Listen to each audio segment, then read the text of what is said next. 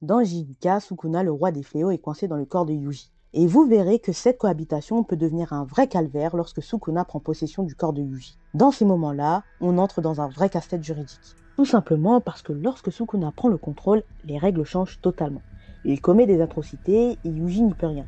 Mais est-il responsable des actes qu'il ne contrôle pas? En droit pénal français, on est responsable de ses actes, et parfois même lorsque l'on est sous influence. Mais ici, on sait que Yuji ne veut pas être Sukuna et qu'il n'a pas le contrôle lorsque Sukuna prend possession de son corps.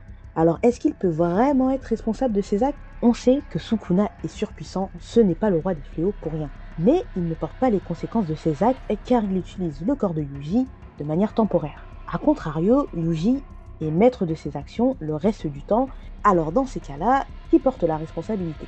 Est-ce Yuji qui subit sans pouvoir réagir ou Sukuna qui profite de son corps à sa guise? Malheureusement, Yuji sera bien responsable des actes commis par Sukuna, et ce, même s'il ne sait pas ce qu'il s'est passé, tout simplement à cause de sa responsabilité pénale. L'un des arguments qui pourrait l'aider pour ne pas voir sa responsabilité engagée serait de démontrer juridiquement qu'il était sous influence, en apportant bien évidemment des preuves solides. Donc dans ces cas-là, Yuji, il te faudra un excellent avocat.